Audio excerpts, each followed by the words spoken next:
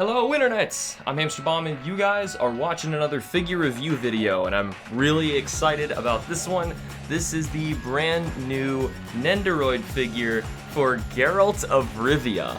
I absolutely love the ones that they make of these where they're clearly not supposed to be all cute and adorable, but it works anyway for whatever reason. So from the Witcher series, this Geralt is just wonderful. I'm going to go through everything about him that you're gonna get if you want to go with this guy, counting the box art and all the accessories he comes with in just a bit if you haven't seen any of my reviews from before. Also, just in case you're not already aware, I am playing a full playthrough of Witcher 3 The Wild Hunt on my channel.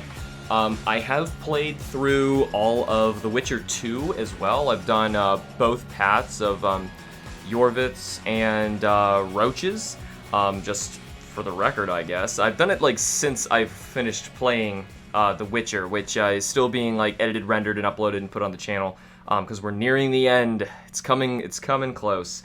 But anyway, I was real excited because this guy was actually releasing at about the same time that I was finishing up the series, so I was really excited to get a chance to show him off with you guys, using some of our donor funds for the channel to do something really cool for the Witcher fans.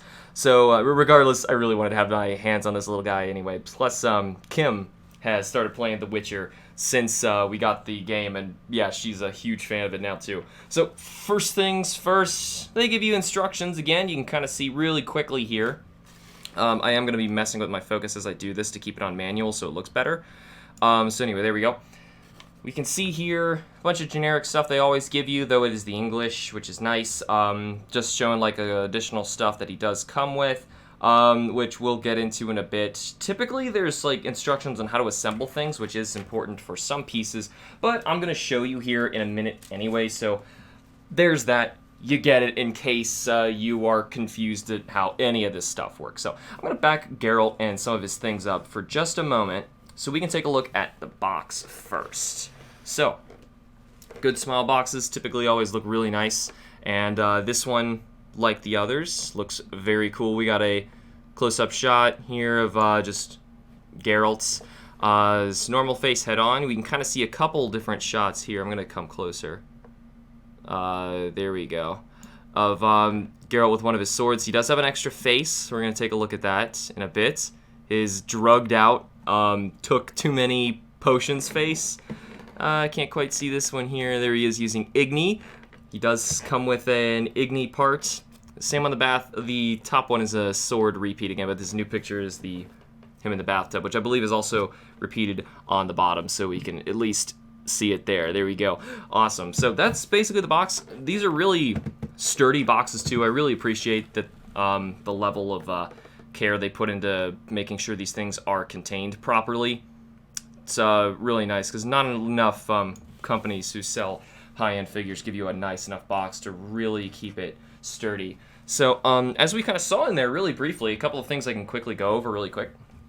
His Igni piece, it is transparent plastic and stands up completely on its own, doesn't need anything. It doesn't have any pegs or anything in it, so you don't have to worry about it being on the Nendoroid base or too close to him. No, it can be out wherever you want. You can put it in front of the bathtub if you want him to be in a scalding hot water or something for whatever reason.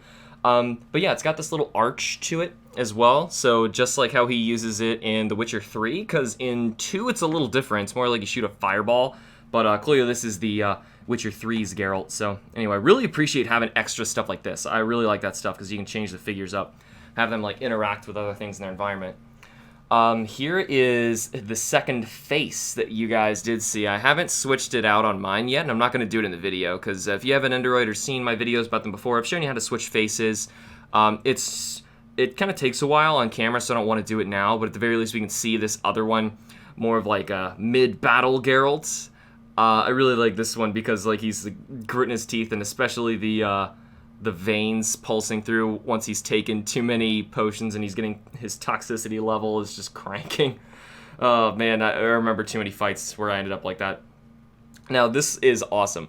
The bathtub. Now this comes with another part I want to show really quickly. This little clear plastic piece, which what this does, this was originally put in the bottom here when you get it. That may have been just to protect it, or so that you can like let it sit on the Nendoroid base. And now it doesn't click in perfectly, but it just kind of sets in there, holds him steady. If you really like these bases, if it like matches a set or something, you can have him in there. But if you don't want to, you can pull that right out and have him sitting, you know, anywhere like on your shelf. And obviously then from here, what you would do is pop the head off, pick a face. We have a spare neck joint here, so the neck joint would just pop right in to this part of the bathtub, and you put Geralt's head on, and he just, you know, takes a bath. Probably one of the best parts about this thing is I love interchanging parts of Nendoroid, so now basically anybody can like relax and take a bath, so Big Boss can go have a rest, and the other one I've got is Link from Breath of the Wild, you know, just fighting too many bokoblins and Lionels out there. Time for a bath. But anyway, that's really cool random part. I don't know why they decided to go that route, but they did. So I'm going to put the little clear plastic piece over with that because I consider that its own thing. Now, aside from the things he has wearing right now, which we will see Geralt in a bit, he has 2 additional hands he comes with, aside from the open hands that he's got right now. These both are able to hold a sword, so his right and left hand can hold a sword. So if you insisted, Geralt could dual wield. I don't know why you would do that, considering one's silver, one's steel, but whatever. If you really want Geralt to look like he's going crazy with overkill and all that nonsense, you can do that. Maybe with like the fire just underneath him, as if he's like some demon or something like that, with both swords, and of course the freaked out face. And then of course, because we already looked at, you always get a spare neck joint with your Nendoroid, no matter what. I'm pretty sure no matter what. Everyone I've ever had has that. You also get an extra hand with Gwent cards. Is he playing Northern Realms? Nah, Geralt, you only play Northern Realms in the beginning. Real players play Nilfgaard. I always played Nilfgaard, and I won. Won with Nilfgaard. Took me a while, though. I kind of got my butt kicked early on in the game, not playing with Nilfgaard. Northern Realms is pretty good, though, later. I love how that inside the game is really fun, too, because, my goodness, in 2 dice poker, if you guys know what I'm talking about, that is not fun. That is not fun at all. It's also broken. So finally, we can take a look at Geralt himself. This guy is awesome. Of course, like, just looking at some really quick things, I'm going to take him off of his stand so that we can see the stand as well. He does have multiple things attached to him, holding him to the stand. So I'm going to take Geralt off first. The first thing I wanted to show you was his swords and crossbow. Of course, this has to happen. So this is multiple pieces. You can kind of see me taking it apart. There's the normal Nendoroid stand right there. And of course, it has this itty-bitty little piece that I'm trying to remove. Maybe for safety, let's take some swords out. Yes, the swords do come out. You know, I could just leave that on there. That was kind of tough getting it in the first place. That little clear plastic piece, it goes on here, obviously, and basically slides into that part to hold Geralt into the stand. And this peg here on the other side of the sheath, because there's 2 little pegs coming out of this, on this sheath, this one goes into Geralt's back and holds him firm. Now, you can also see on here he has a tiny little crossbow. Other than that, there's not really like shading or anything on these parts, but there really doesn't need to be. They're so small. Plus this goes on his back, and you need to see like his hair comes way out like that, because as you'll see when I try and put him back together, it's kind of difficult to deal with his hair because of how it comes out. It's not a problem, but it could hinder like looking up or anything. So he has 2 swords, obviously. This one I just picked up here is the silver one. He does have it's kind of hard to pick up here, but it does have a shiny metallic paint job to it. It looks really cool. This one, I believe, goes on the right side, like so. And this is the the steel sword. This one, I'm pretty sure, goes on the left. Now, the hilts of these are different, and of course, you can see how the handles are different, how I can even tell the silvers always point down. Or they typically do. I've had some silver swords in Witcher that don't do that, but regardless, that slides right in. I don't have to force them or anything. They fit in pretty well.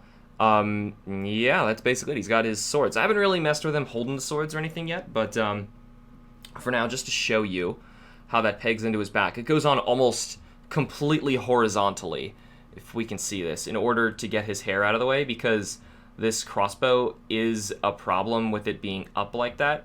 And his swords do go on the right side. I kind of wish the crossbow was hanging beneath, but he holds it over his shoulder like this, so it's kind of a problem. But what makes it a little easier is we can see that that's a hexagonal little peg, and it doesn't need to go in very far into his back. You can kind of see how shallow that is. It doesn't need to go in very far. It holds itself out a bit, which is nice.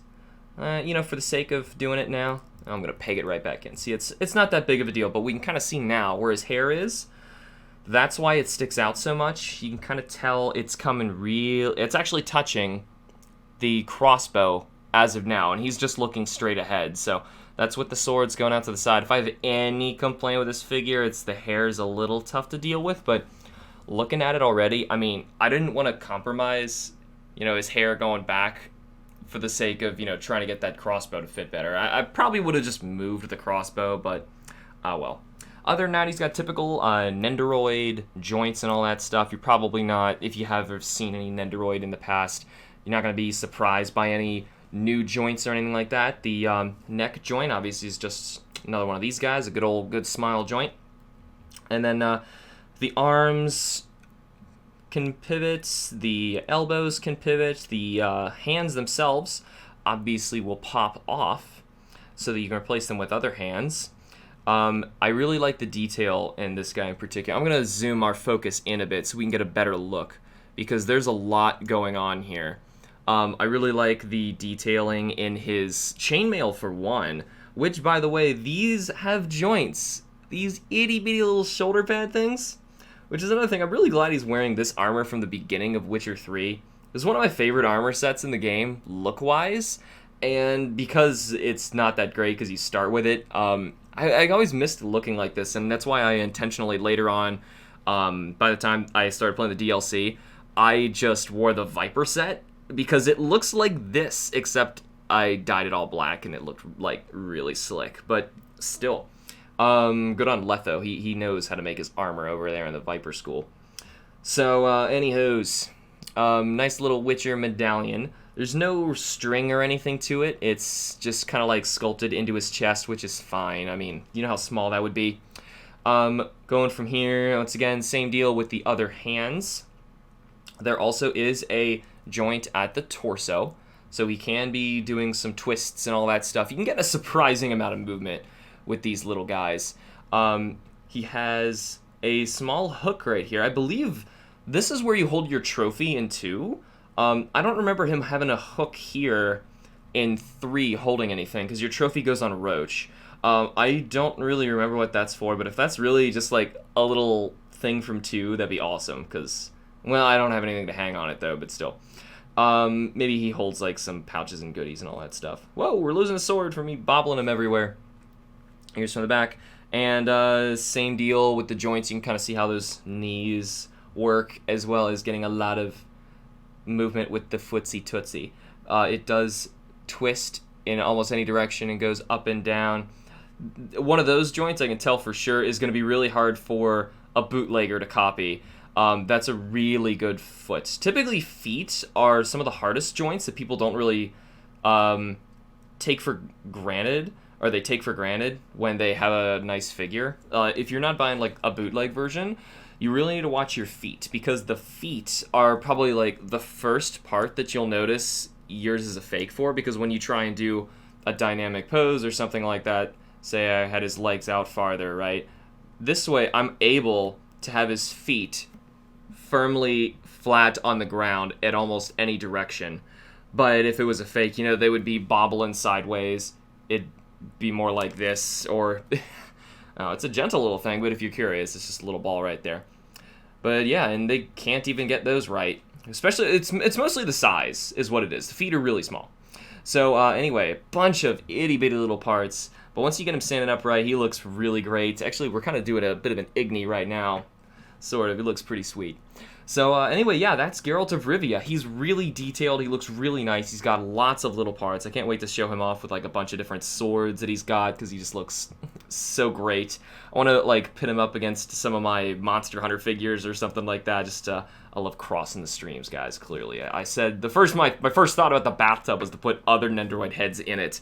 Man, I'd love to do some of the Pokemon ones if I had ever get my hands on some of the Pokemon ones. But either way, that is Geralt. Really, really love this guy. Really happy with this Nendoroid. He might be my new favorite one. I'm not sure. Just because I love the contrast of the fact that it's a Nendoroid. It's like an adorable figurine of this guy, which is just hilarious. So anyway, let me know down in the comments what you think of Geralt of Rivia. If you got one for yourself, have any thoughts or comments or anything about this guy in particular, or you have any questions for me, if you want me to check something for you about how the guy works before you buy one or something like that, just let me know below. But either way, that is all the time I have for now. Thank you guys so much for watching. Remember to like the videos and subscribe for more, and I will see you all in the next video. Bye.